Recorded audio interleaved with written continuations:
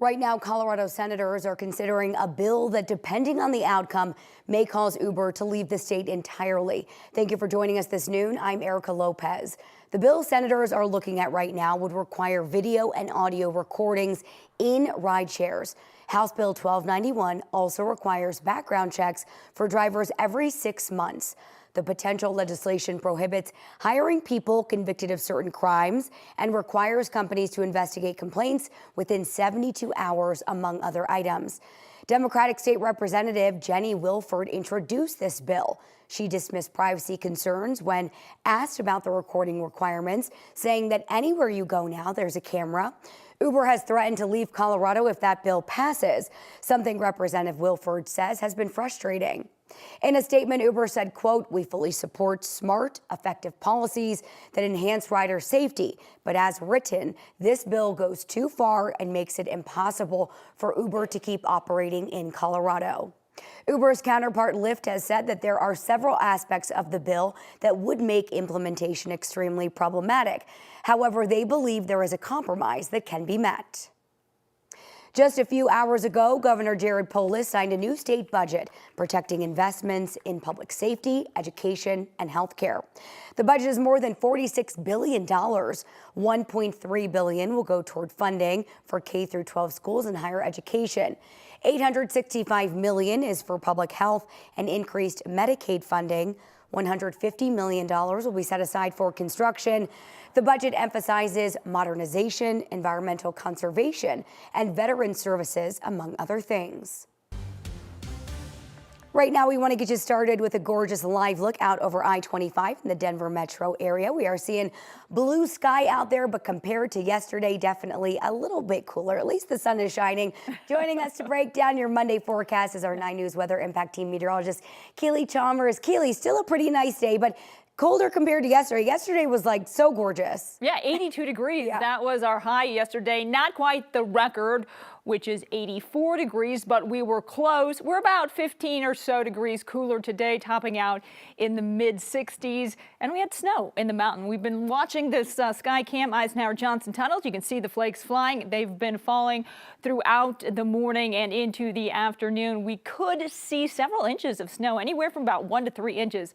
It's looking like up in the mountains with that snow. Not certain at this point, not really impacting travel, just wet roadways. But again, nice to see those couple inches of snow up in the high country. 59 degrees right now outside of the 9 News studios. We're tracking a little bit of moisture. We have the jet stream just over Colorado. So to the north of that jet streak, we are seeing some moisture in the form of snow in the high country and some showers again north of I-70 along the plains. Likely going to hear a rumble of thunder this evening as well, especially the closer you get to the Wyoming border. Partly sunny today for the metro area, and again, about a 30% chance for some showers and storms. Going to be a bit breezy with those winds out of the west, gusting up to 25 miles per hour. So expect those April showers right on through Thursday. Mountain snow, again, 1 to 3 inches up there at the higher elevations. And again, we're going to look at temperatures in the 60s with that typical pattern for some afternoon showers or storms all the way through Thursday. Then high pressure builds. Then we're warm and dry as we head into the weekend. More of that coming up in your complete forecast in just a bit. Busy weather week, Keely. Thank you so much. This morning, Pueblo police have a teenager in custody who they say opened fire on police and injured an officer. This all started just after midnight with a report of a shooting near Northern and Abriendo Avenues. Police tracked a car identified at the scene about 3 miles away, where a passenger carjacked another car at gunpoint. Officers tried to stop the stolen car. That's when the suspect started shooting at officers. One was hit. We do not know the full extent of his injuries, but we know he will survive. Officers eventually stopped the car. At some point, officers also shot the suspect, a 16-year-old. He is in custody but was taken to the hospital. In about 3 hours, the man accused of causing a car crash that killed a Golden police officer and seriously hurt another person is due in court. Prosecutors believe 43-year-old Stephen Gear was drunk when he crashed into a car on Highway 58 last November. Officer Evan Dunn and his partner, Officer Bethany Grusing, were investigating a crash in the road when this happened. Dunn was killed and Grusing spent some time in the hospital. Gear told investigators he had been on campus at the Colorado School of Mines grading papers and stopped for one beer at a brewery in Golden just before the crash. However, a review of surveillance cameras on the Mines campus and 3 license plate readers showed no sign of him. His arraignment is set for 3 o'clock this afternoon in Jefferson County. The Greeley Fire Department is currently trying to find out what caused a massive fire at a commercial building. According to Greeley Fire, this happened yesterday on 9th Avenue. The fire was big enough where crews needed additional help from other fire departments.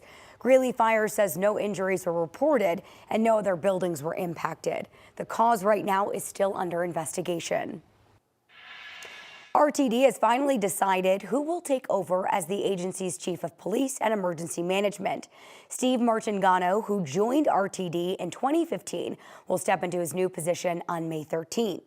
He's been serving as the active chief of police since last July, when the previous chief, Joel Fitzgerald, was placed on leave and eventually fired. Fitzgerald is now suing RTD, saying he was wrongfully fired and claiming racial discrimination. Fitzgerald has accused Martingano of making up complaints about him and saying that Martingano received preferential treatment because he's white.